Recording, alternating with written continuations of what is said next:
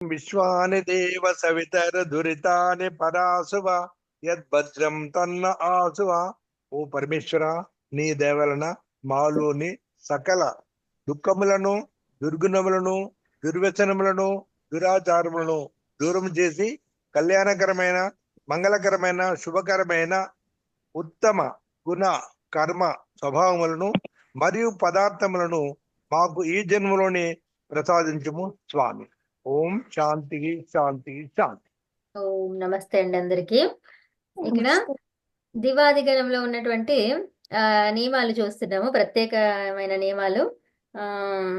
అవేంటియో చూద్దాం ఇక్కడ ఒకసారి మళ్ళీ. ఓకే, చదవండి ఒక్కొక్కటి. ఓకే, నేను అడుగుతా ప్రశ్నలు. ఓకే, దివాదిగణం అని ఎందుకు పేరు వచ్చింది? దివ్ అనే ధాతుతోటి, ప్రారంభమైంది. సో దివాదిగణానికి వికరణ ప్రత్యయం ఏంటి? దివాదిబేషన్. దానికి సూత్ర సంఖ్య ఎంత? 3:1:69. ఉత్తమం. షన్నులో అనుబంధ లోపం చేస్తే ఏం మిగిలింది? యా మిగిలింది. ఇప్పుడు షన్ అనేది ఏంటిది? ప్రత్యయం. కాదు, ఏమి ఏమి దాన్ని ఒక్క నిమిషం. ఇంకా షన్ను ఇంకేమంటాం?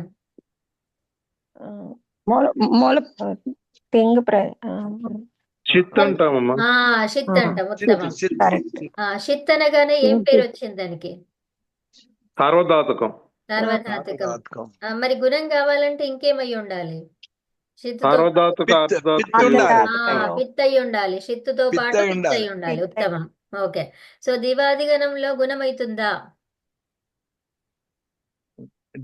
అవుతుంది.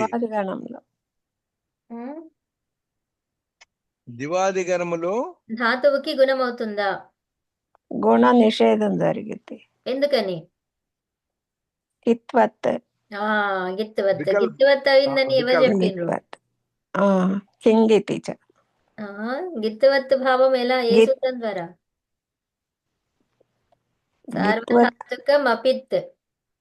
సార్వధాతుకం అపిత్.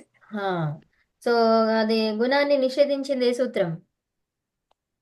ఇప్పుడు చెప్పండి. కింగితేజ. ఉత్తమం.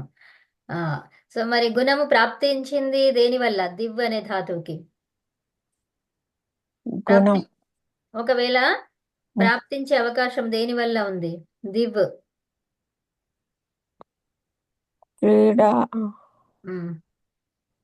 దివ్లో ప్రాప్తించే అవకాశం ఏ సూత్రం ద్వారా ఉంది? దాని ద్వారా. ధాతువుని చూడండి.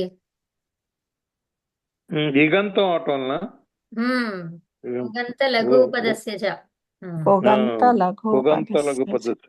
అది ఈ రోజు చెప్తా ఉన్నారమ్మా మీరు. నిన్న టైం సరిపోదు మాకు, ఇవాళ చెప్తా ఉన్నారు. ఏంటది లఘు ఉపదస్య? చెప్తా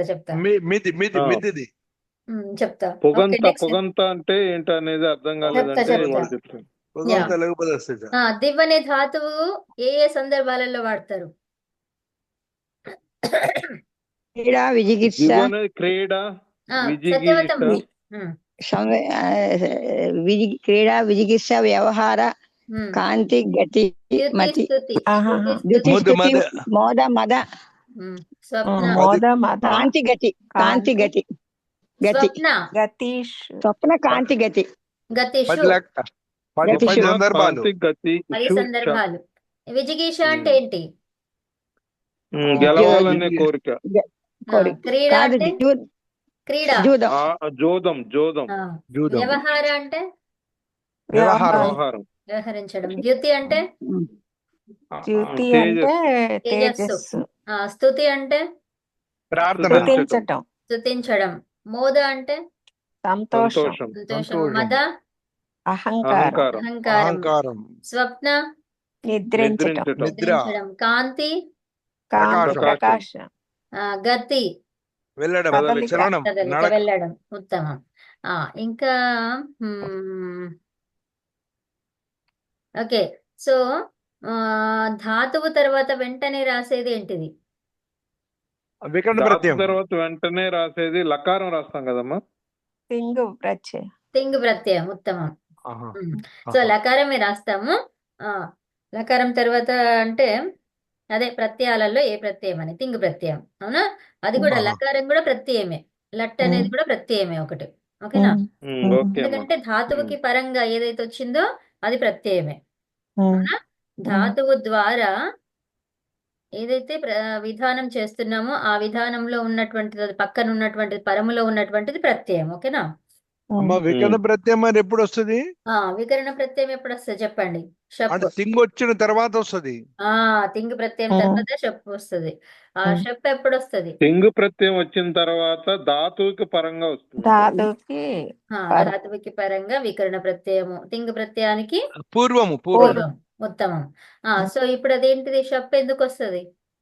కర్తరిగా కర్తరి షప్. కర్తరి షప్, కర్తరి ప్రయోగం కర్తరి చేసుకుంటే షప్. షప్ వస్తుంది. ఉత్తమం. ఓకే. అది దానికి మీరు చెప్పారు కదా ఒకటి, లహ కర్మణిచ అదే లహ కర్తరీచ కర్మణిచ భావేచ ఇది సూత్రం ఉంది. అవునండి. లహ కర్మణి లహ పరస్మై పదం. భావే చ కర్మణిభ్యః. అమ్మా ఎప్పుడు? ఇవి మా ఉమ్. అమ్మ సరే, కవితమ్మ ఒక్క ఇవి మా నిమిషం. సెల్లో చూసుకోవచ్చునా? చూడొచ్చు. అది నాకు కనబడతలేవు కదా మరి. సెల్లులోనా? ఆ కాదు కాదు, ఇప్పుడు ఇది డిస్ప్లే అవుతుంది మూర్తి కదండి గారు. మునిగారు ఇప్పుడు మనకి. అంటే ఇప్పుడు నేను ల్యాప్టాప్ లో చూస్తున్నా, నాకు డిస్ప్లే కనబడుతుంది. సెల్లులో అయితే కాదు కాదు, తెలుగులోనే వస్తుంది అక్కడ. కాదండి, మూర్తి గారు నాకే పంపించారు. ఇది ఆ వారు రాసింది. అట్లా అది అది అది ఆ అదే దివు ధాతువు ఏమొచ్చింది దానికి రూపంలో? దివ్యతి. దివ్యతి. దివ్యతిలో దీకు దీర్ఘం ఎలా వచ్చింది? అది క్షమష్టానం ఆ దివ్వు ధాతువుగా ఇక్కడ కనిపిస్తుంది కదా, చూస్తూ చెప్పండి. చూడలే. మాకు గట్టి కనబడతలేదమ్మా ఇది. ఇక్కడ ఇక్కడ ఉంది, ఇక్కడ ఉంది అది. లైట్ కనబడుతుంది. సూత్రం. హలిచా సూత్రం. ఓకే, హలిచా సూత్రంకి సూత్ర సంఖ్య ఎంత? 8,2,77. ఆ. ఇప్పుడు ఆ, రూట్ దొరికింది చెప్పడానికి. సరే. సరే ఉండండి. మరి హలిచా సూత్రము ఏం చెప్పింది? ధాతువుకి చివర రేపం గాని వకారం గాని ఉండాలి. అది ఇంకా అందులో ఎక్కువ దూరం అవుతుంది. ఇక్కుకి దీర్ఘం వస్తుంది. ఇంకా హల్ అనేది చెప్పలేదు మీరు. దానికి పరములో వకార రేఫకి పరములు ఏమి ఉండాలి? హల్ ఉండాలి. ధాతువుకి చివర రకారంగాని వకారంగాని ఉండాలి. తర్వాత దానికి పరములో హల్లు ఉండాలి. హలి అన్నాం కదండి. హలి ఆ, అంటే ఏంటి? హలి. పరములో హలీచా. పరములో ఇది హల్ ఉండాలి. మా తప్పు కాదు, ఆయన రాయలేదు కాబట్టి మూర్తి గారు మాకు రాలా. ఓకే. అయితే అప్పుడు ఉపదాలో ఏమైతుంది? ఇక్కకి దీర్ఘం వస్తుంది. అవునా? అవును. ఓకే, ఉత్తమం. సమ్ ఉపసర్గ ఉంటే వికల్పంగా ఏమేమి రూపాలు వస్తాయి? అమ్మా ఇక్కడ అది యాడ్ చేస్తారా? బాగుంటది. ఏంటది? ఏమా హలీ పరంగా ఉండాలి అనేది ఇక్కడ హలి రాయలేదు పరంగా. కాదు, కొద్దిగా యాడ్ చేస్తే పర్ఫెక్ట్ గా ఉంటది నోట్స్. ఇప్పుడు నేను రాస్తే అది ఎంతసేపు? 1 సెకండే ఉంటది. ఎందుకంటే నేను పైకి కిందికి జరుపుతుంటే అది జరుగుతా ఉంటది. సర్లేండి, మేము రాసుకుంటాం. రాసుకోండి అక్కడ. అంటే ఇది కాపీ చేసుకొని రాసుకోవాలి. అమ్మా ఇది మూర్తి గ్రూప్ గారు, లో పెట్టండి. మూర్తి గారు మూర్తి గారు నేను వస్తీవా? రాలేదనుకుంటా. ఉన్నారు లేరా? ఓ, లేరు లేరు లేరు అమ్మా. లేరు. Okay, okay. లేకపోతే సౌండ్ వచ్చేది. అవునవును. అది హల్లు పరములో ఉండాలని రాసుకోండి. హల్లు పరములో. ఇదే రాసుకుంటాం అమ్మా. ధాతువుకి చివర రేప లేదా వకారం ఉండాలి. తర్వాత హల్లు కూడా ఇక్కడ. పరంగా ఉండాలి అని రాసుకోవాలి. అంతేగా? కాదు కాదు, ఉపధాకి ఇక్కు దీర్ఘ, అది ఉపదలో ఉన్న ఇక్కు వర్ణానికి దీర్ఘం అవుతుంది ఎప్పుడంటే హల్లు పరములో ఉంటే. హల్లు పరంగా ఉన్నప్పుడు ఉన్నప్పుడు మాత్రమే. ఓకే. ఉన్నప్పుడు మాత్రమే. అంటే ఇంకా వేరే సందర్భంలో రాదని అర్థం. ఇక అక్కడ మాత్రమే పెట్టేస్తే చాలిగా. ఓకే. అవునవును. ఉపసర్గ ఇది మన గ్రూప్ లో పెడతారా? నేను రాసుకుంటాము. పెడతా. సమ్ సరే ఉపసర్గ ఉంటే వికల్పంగా ఏమేమి రూపాలు వస్తాయి? 1, 2? 2 రూపాయలు వస్తాయి. ఏమేమి అవి? ఒకటి షణ్ తోటి, ఒకటి షబ్ తోటి. ఏది ఉపసర్గ, ఏది వికల్పంగా వచ్చిన రూపం? షణ్ వికల్పంగా వచ్చిన రూపం. అదే ఎందుకంటే ఉత్తమం. సో దీనికి అది ఒక ధాతువు చెప్పుకున్నాం. అదే ధాతువు సమ్తోని వచ్చిన ధాతువు. ఇది కాకుండా ఇది ఊరికే చెప్పింది ఇక్కడ. ఆ ఇక్కడ సూత్రం ఉంది మనము కదా, అది సంయసశ్చ. లక్ష ఆ, ధాతు తీసుకున్నాం అమ్మా. ఆ? రసాయన అది ఎస్ భోగాదిగణం ఎస్ లక్ష. అనే ధాతువు. ఆ ఎస్ దివాదిగణము క్లమ్ ఒకటి తీసుకున్నాం మనం. ఎస్ తీసుకున్నాం కదమ్మా. మనం తీసుకున్నాం కరెక్టే, కాకపోతే ఉన్నది ఏది అదొకటే ధాతువు ఉంది, సంయసశ్చ అనే సూత్రం. అంటే దేనికి వచ్చింది? అవునులే. ఎస్ అనే ధాతువుకి. అర్థమైందా? ఉమ్, యసతి ఉమ్, యస్యతి వచ్చింది. అర్థమైంది. సంయసశ్చ అనే సూత్రం ద్వారా తెలిసిందనమాట. ఏమని? ఈ సమ్ ఉపసర్గ ఉంటే 2 రూపాలు వస్తాయి. సంయసశ్చ. ఓకే, ఓకేనా? ఆ ఇది సూత్రం అన్ని గణాలలో కూడా ఉపసర్గ ఉన్నప్పుడు 2 రూపాయలు ఉంటాయమ్మా. అన్ని గణాలు కాదు, జస్ట్ దివాది సంయసశ్చ గణంలో అనే ధాతువుకి మాత్రమే. దివాది గణంలో ఉన్నటువంటి సంయసశ్చ. సంయసశ్చ అంటే సంయసశ్చ. ఎస్ అనే ధాతువుకి సమ్ ఉపసర్గ ఉన్నప్పుడు మాత్రమే అది. ఉహుం. ఒక్కటే ధాతువుకి. ఓకేనా? మిగతా ఒక్క దాటికి ధాతువుకే. ఉపసర్గ ఉన్నా కూడా అది రాదు, ఒక్క సమ్కే వస్తుంది. అంతే అండి, అది సంఖ్య పరిమితం అది. ఓకే. ఉమ్. ఓకే, యసు అంటే ఏంటి? యసు అమ్మా యసు యశు అంటే అంటే కీర్తి అండి, కీర్తి. యసు ప్రయత్నే. ఏంటది? యశు యసు యసు ప్రయత్నం. ప్రయత్నే. యశస్సు కాదు, యస్సు అంటున్నాం. సు అంటున్నాం, ఓకే. షు కాదు. యసు యసు ప్రయత్నే. ఏంటది? ఓకే. యసు ప్రయత్నం. ప్రయత్నే. యశో ప్రయత్నే. ఓ, ఓకేనా? ఏ గణం? ఇది దివాది గణమేగా? అవునండి, ఉమ్. దివాది గణమే. కానీ దివాది గణంలో ఇక్కడ యసు ప్రయత్నేలో ఈ సమ్ వచ్చినప్పుడు మాత్రం 2 రూపాయలు వస్తున్నాయి. సమ్ యశశ్చ అనే సూత్రం ఏం చెప్తుంది? సంయసశ్చ కాదు కదా అది. అక్కడ రాశారు చూడండి, సమ్ యశశ్చ. సమ అని ఉంది, ఇక్కడ సమ్ డాట్ పెట్టుకోండి పైన. ఆ, ఉమ్, ఓకేనా? ఉమ్.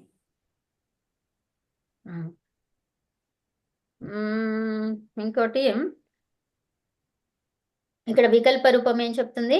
ఎస్ అనే ధాతువుకి షన్నుతోనే వికల్పంగా వస్తుంది అని చెప్తుంది. దివాది గణమే అయినా కూడా వికల్ప రూపము దానికది. అయితే అది వికల్ప రూపం వచ్చింది కాబట్టి ఇంకా షప్పుతో వస్తుంది. అవునా? అవునా? అవునండి. Okay, next. ఇక్కడ ఉపసర్గ లేని వాటికి కూడా చెప్పు చెన్ను 2 రూపాయలు నా వస్తాయి. ప్రశ్న కాలేదు. ఓకే, ఇంకో ప్రశ్న. వేరే ఉపసర్గతో వస్తే అప్పుడు ఏ రూపం వస్తుంది? అప్పుడు చెప్తోటి వేరే చెప్తోటి ఉపసర్గలో వస్తుంది. కూడా చెమ్ము మాత్రమే రూపాయలు వస్తాయి. కాదు. చెప్తోటి చెప్పు. Wrong answer. చెన్తో. ఉమ్. వేరే ఉపసర్గలతో వస్తే ఒక్క చెన్తోనే రూపాయలు వస్తాయి. ఒక షన్ను మాత్రమే రూపం వస్తుంది. ఒక్క షన్తో మాత్రమే రూపం వస్తుంది వేరే ఉపసర్గలు ఉంటే. వేరేవంటే అచ్చా. ఏదో ఒకటి. ఆ ఎస్ ధాతువు ఏంటిది? ఎస్ ధాతువే. ఓకేనా? వేరే వాటన్నిటికీ కాదు. ఆ ఎస్ యతి, ఆ ఎస్ యతి అయిపోతుంది, షన్ వస్తుంది కాబట్టి. ఓకేనా? అమ్మా ఇది వికల్ప రూపమా? ఇది ఇది వికల్ప రూపం కాదు ఇక, అంతే. మామూలుగానే. వేరే ఉపసర్గ వచ్చినప్పుడు అలాంటివి ఇంకా వేరేవి ఏమైనా ఉంటే దానికి అప్పుడు షన్ను మాత్రం ఒకటే వస్తుంది. అది ఏ ధాతువుకి? ఎస్ యసు ధాతుకు. ఎస్ ధాతువుకి. ఓకేనా?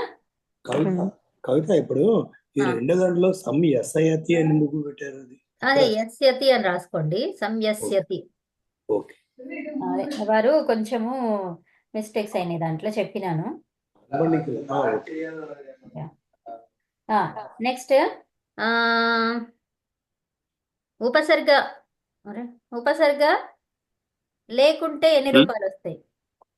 2 రూపాయలు. ఏవేవి?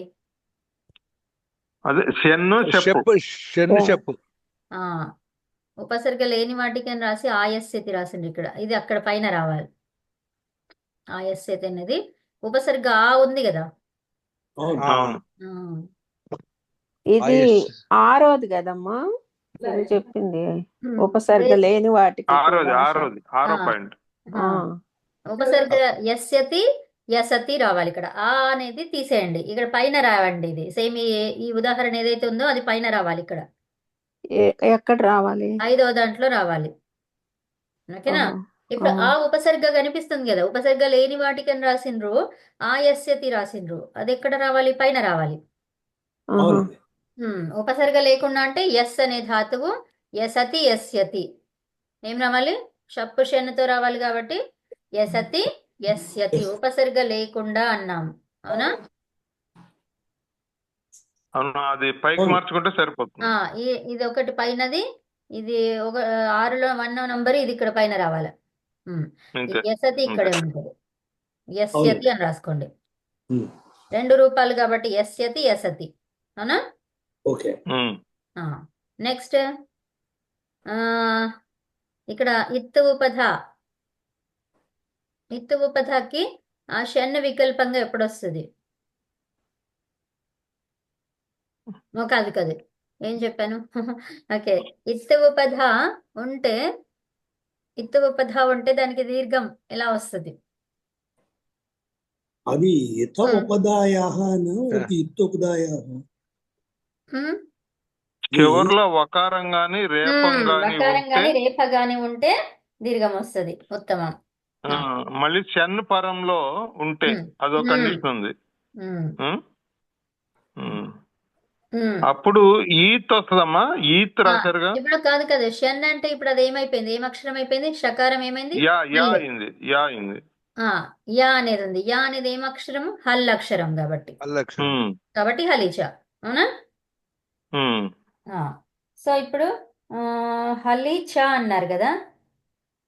ఇక్కడ రాశారు హలీచ 8277 సూత్రంలో దీర్ఘంతో దీర్ఘం వస్తుంది. అవును. ఇప్పుడు హలీచ అన్నామంటే ఏంటిది? చ అంటే మరియు కదా. సో అంటే దానికి పూర్వం కూడా ఆ దీర్ఘం వస్తుంది అని అర్థం కదా. అవునా? ఏం చెప్పాను?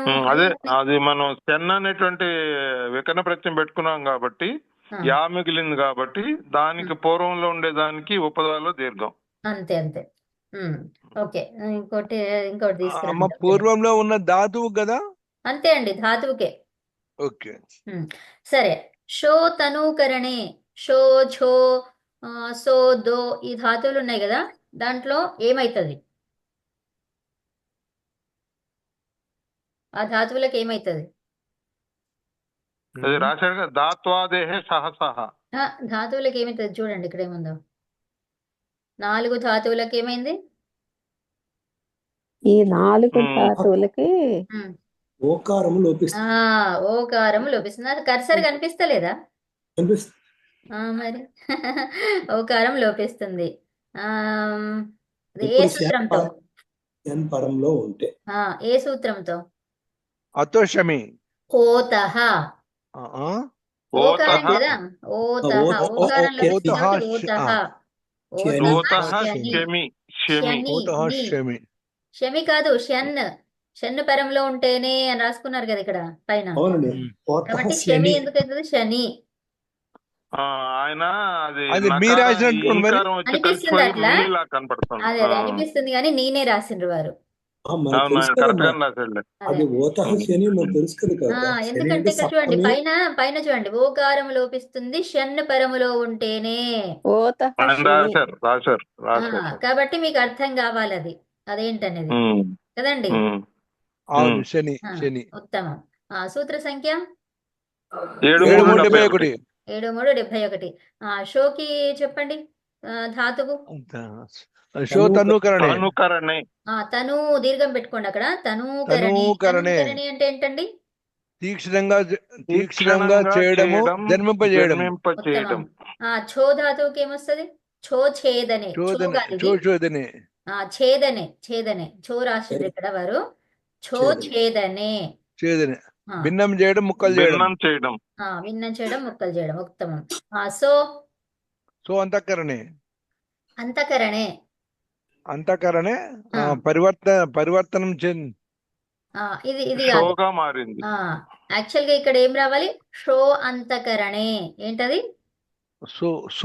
సో కాదు, షో అంతఃకరణే. షో మూల ధాతు ఏంటి? షో అంతఃకరణే.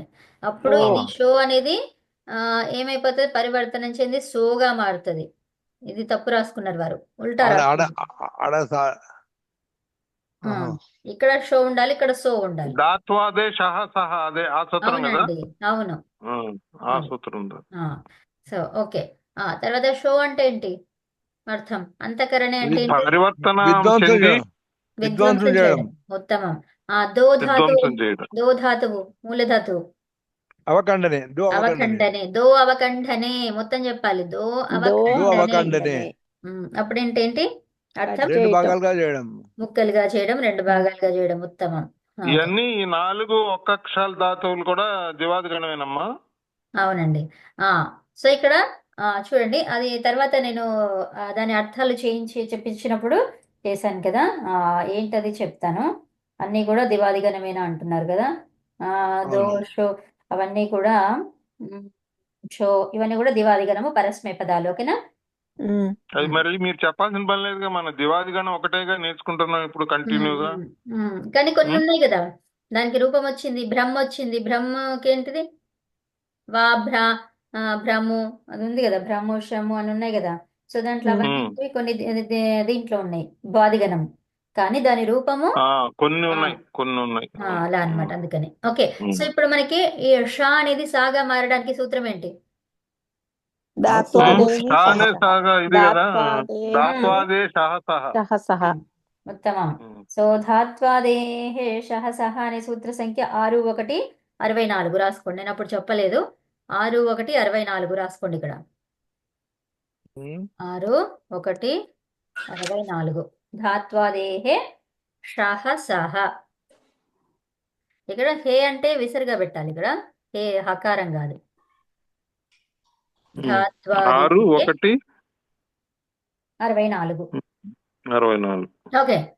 జ్రీ ఝ్రీ దానికి అర్థం అమ్మా. ఏంటి? ఇప్పుడు మీరు ఇది మాకు అందరికి గ్రూప్ లో పెడితే ఈ నెంబర్లు మీరు రాసినవి ఎన్ని వస్తాయిగా. రావండి, అదే కదా లాక్. సరే, ఓకే ఓకే. ఉప్స్, ఎటో పోయింది అది. అయిపోయిందా? మీరు చేసేసారా? అయ్యో, ఓకే.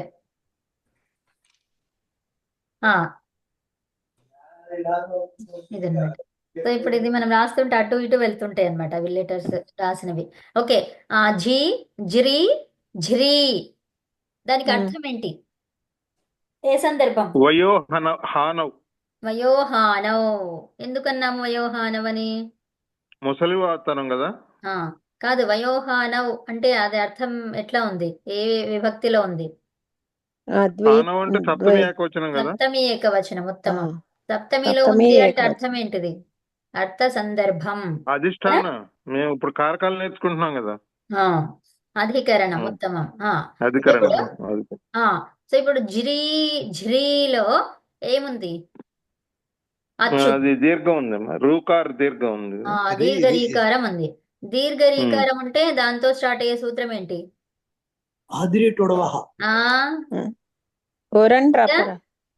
ఎక్కడ ఉంది చూడండి కింద.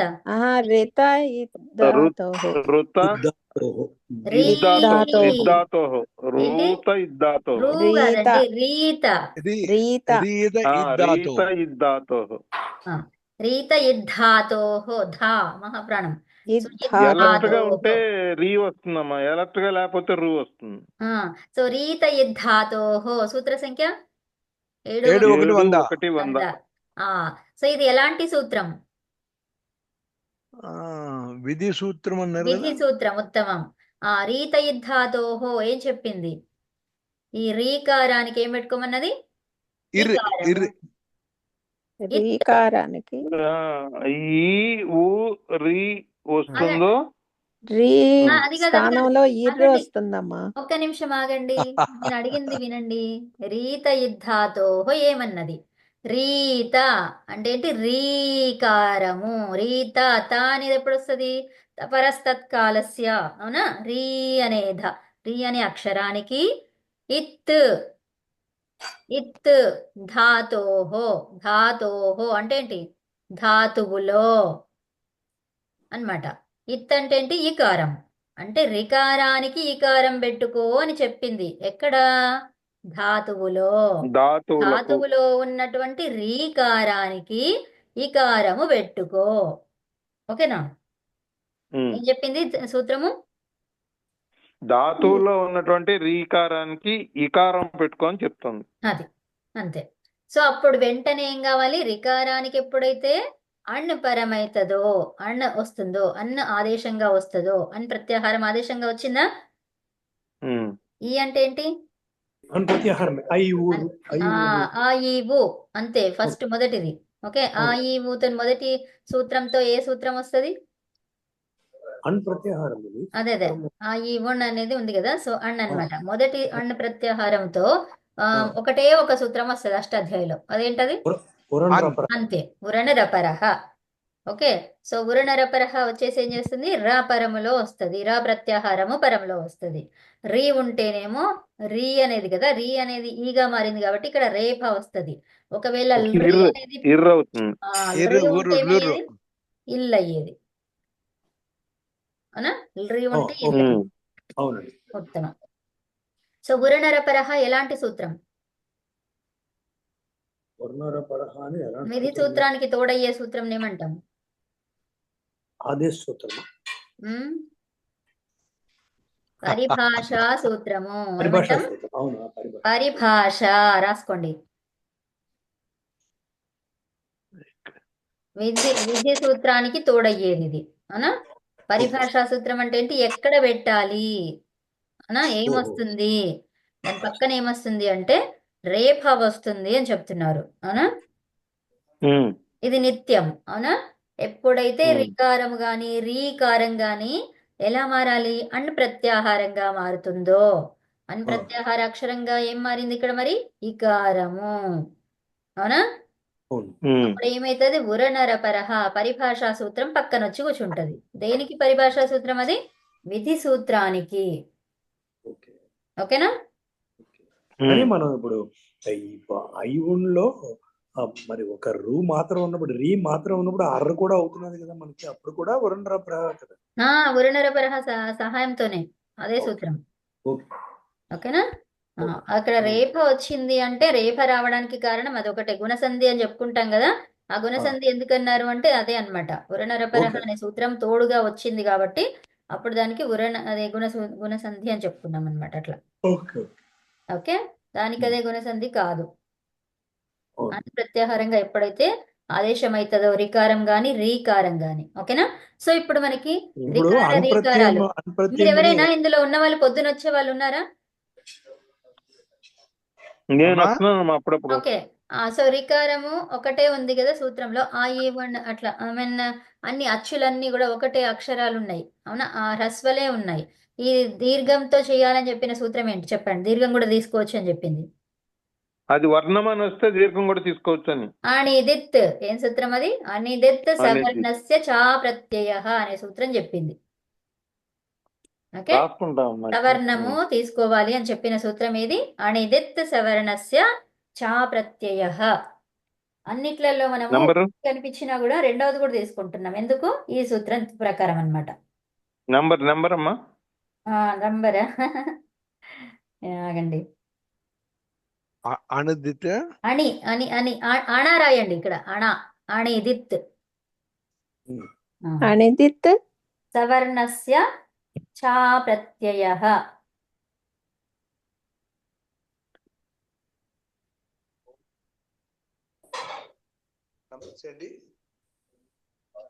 అనిదిత్ అణుదిత్. ఒక్క నిమిషం ఆగండి. చెప్పండి.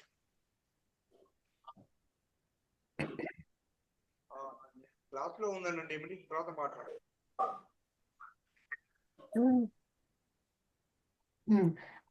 అణిదిత్ కాదండి, అణుదిత్. అణు అణు. అనుదిత్. అది 1:1:69. అణుదిత్ అదే ఉందా? అణు ఉందా? అణి ఉందా? అణు ఉండాలి. అణుదిత్ సవర్ణస్య చా ప్రత్యయ. 1:1 అంటే అణ్ ఉదిత్ అన్నమాట. కరెక్ట్, ఇది కరెక్టే.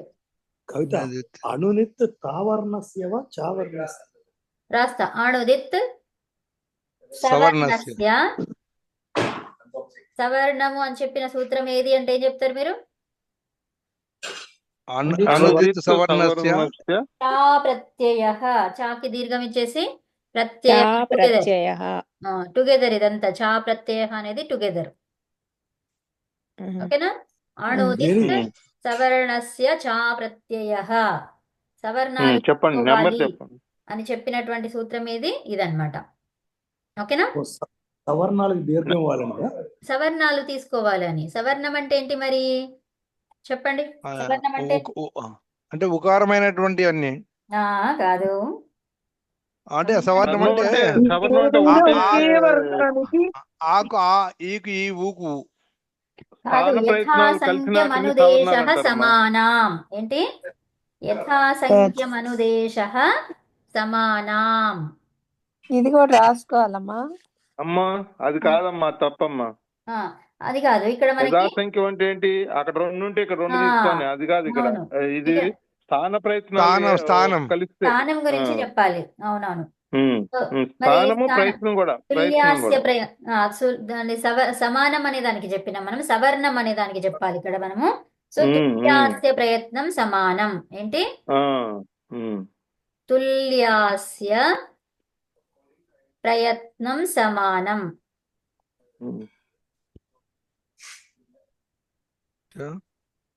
తుల్యాస్య ప్రయత్నం ఇదంతా ఒకటే అండి. తుల్యాస్య ప్రయత్నం సమానం. సమానం అంటే ఏంటి మరి? సవర్ణం. సారీ, నేను చెప్పేది ఒకటి అంటుంది ఒకటి. ఓకే, సవర్ణం. సవర్ణం అంటే ఏంటి అంటే తుల్యాస్య ప్రయత్నం. తుల్య అస్య ప్రయత్నం. ఏమంటున్నారు అక్కడ? తుల్య సమానమైనటువంటి అస్య. అస్య అంటే ముఖము నుంచి వచ్చేటువంటి, ముఖము అంటే నోరు నుంచి వచ్చేటువంటిది. మళ్ళీ తర్వాత ప్రయత్నం. ఓకే, 2 ఉన్నాయి అక్కడ. ఏమేమి? అస్య ముఖము నుంచి వచ్చేటువంటి ఉచ్చారణ స్థానము, తర్వాత ప్రయత్నము ఆభ్యంతర ప్రయత్నం. ఈ రెండిటిని ఏమంటారు? సవర్ణం అంటారు. ఇక్కడ మన సూత్రం ఏం చెప్పింది? అణుదిత్ సవర్ణస్య చా ప్రత్యయ అన్నది. మరి సవర్ణం అంటే ఏంటి? ఓకే, సవర్ణం అంటే ఏంటి? తుల్యాస్య ప్రయత్నం సవర్ణం. ఓకేనా?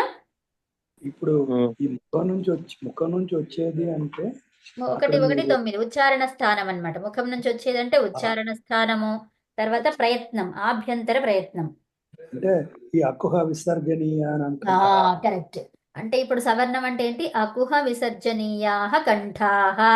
సో ఇప్పుడు ఏమేమి సవర్ణాలు అయ్యాయి? ఆ, హు, హ, విసర్జనీయ, విసర్గ.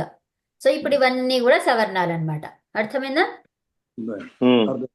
సో ఇప్పుడు సవర్ణంలో మరి ఆ ఉంది, ఆకి ఆ కూడా సవర్ణము, తర్వాత క ఉంది. ఈ కవర్గం అంతా కూడా సవర్ణమే. క, ఖ. ఇప్పుడు ఆ, క, ఈ 2 సవర్ణాలా? ఖచ్చితంగా. అవునండి. అర్థమైందా? ఆ, హ సవర్ణాలేనా?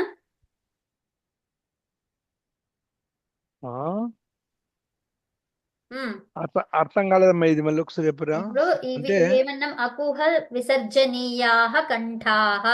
ఇవన్నీ కూడా కంఠస్థానాలు. ఓకే, కంఠస్థానాలు. ఆ, కు, హ, విసర్గ కంఠస్థానాలు. కు అంటే ఏంటి? కవర్గం. కవర్గం. సో ఇవన్నీ కూడా కంఠస్థానాలు అని చెప్పుకున్నాము. సో ఇప్పుడు ఆ తర్వాత హ, ఈ 2 సవర్ణాలే. ఎందుకని? కంఠం నుంచి ఉచ్చారణ అవుతుంది కాబట్టి.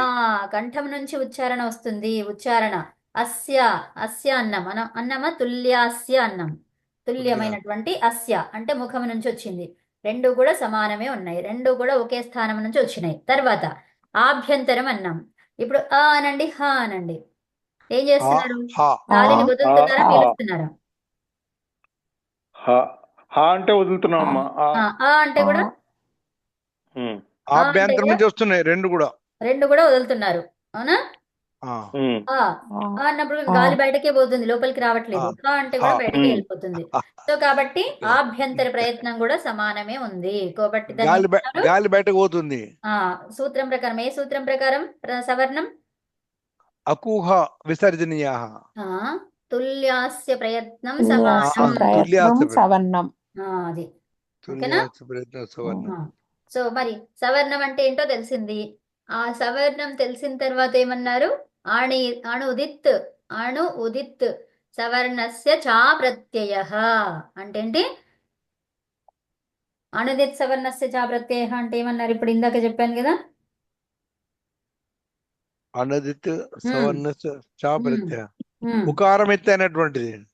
సో ఇప్పుడు మనకి ఇప్పుడు ఆ ఈ వు అని రాసుకున్నాం కదా. ఈ ఉన్నాయి కదా దీంట్లో ఆ ఈ ఉన్ అన్నప్పుడు మనకి ఏం కనిపిస్తున్నాయి? ఇక్కడ అన్ని రస్వాలే కనిపిస్తున్నాయి. అవునా? ఆ, అన్ను ప్రత్యాహార వర్ణం ఇది. అవునా? ఇది అన్ను ప్రత్యయం కాదు ఇది. అవునా? అవును. అన్ ప్రత్యయం అంటే ప్రత్యాహారం, అది ప్రత్యయం కాదు, అది ప్రత్యాహారం. ప్రత్యాహారం. అయితే ఆ సూత్రంలో ఏమన్నాము? అణుదిత్ సవర్ణస్య చా ప్రత్యయ అంటే చ అప్రత్యయ. చ అప్రత్యయ అన్నమాట. ఇది మొన్న క్లాస్లో చెప్పిన, మార్నింగ్ క్లాస్లో. ఓకే. సో చ అప్రత్యయ. సో ఈ అప్రత్యయ అంటే ఏంటి? ప్రత్యయము కానిది. ప్రత్యయము కాని ఏంటిది అది? అణ అనేది ప్రత్యయము కానిది. అవునా? ఇది ప్రత్యయమా ప్రత్యయం కాని ప్రత్యాహారమా? ప్రత్యాహారం. అంతే, ప్రత్యయం కానిది అంటే ఇంకా మిగిలింది ప్రత్యాహారం కదా. సో ఈ సూత్రం ప్రకారం చూస్తే ఏంటిది? అణ్ అనేది ప్రత్యయం కానిది. మళ్ళీ తర్వాత ఏమన్నారు? మరియు ఉదిత్ వర్ణము. ఉదిత్ అన్నారు. ఉదిత్ అంటే ఏంటి? మరి అక్కడ కు చు టు తు పు ఏంటి? ఇవన్నీ కూడా ఉకారం ఎత్తే ఏదైనా. కాబట్టి సో అవి సవర్ణంగా గ్రహించబడతాయి అని చెప్తున్నారు ఆ సూత్రంలో. అర్థమైందా? తర్వాత యాకి యా. ఇప్పుడు ఇది సవర్ణమేనా? సవర్ణమే. సవర్ణమే. ఆకి ఆ సవర్ణమా? సవర్ణం. ఈకి ఈ సవర్ణం. సవర్ణమే. సో అట్లా హ్రస్వం గాని దీర్ఘం గాని అవి సవర్ణాలే, ప్లుతం గాని అవన్నీ సవర్ణాలు అవుతాయి. అంతే. అర్థమైందా? సో అది చెప్పిన సూత్రం ఎవరు? అణుదిత్ సవర్ణస్య చా ప్రత్యయ. అంటే అవి తీసుకోవాలి అని చెప్పింది ఆ సూత్రంలో. మనకు ఎక్కడెక్కడైతే దీర్ఘం కూడా తీసుకుంటున్నాం కదా, అట్లా తీసుకోమని ఎవరు చెప్పారు? ఏ సూత్రం చెప్పింది అని అంటే ఈ సూత్రం అని చెప్పాలి మీరు. అనదు సవర్ణస్య చా ప్రత్యయ. అంటే హ్రస్వ అక్షరం ఒకటే కనిపిస్తుంది, మరి దీర్ఘం ఎందుకు తీసుకుంటున్నాం అంటే ఈ సూత్రం చెప్పిందని చెప్పండి. ఓకేనా? 1169 అది. మరి సవర్ణం అంటే ఏంటి? ఉదాహరణకి ఏం చెప్తారు అంటే తుల్యాస్య ప్రయత్నం సవర్ణం. అంతే. అవి రెండు గుర్తుపెట్టుకోవాలి. రెండు ఒకదానికొకటి రిలేటెడ్.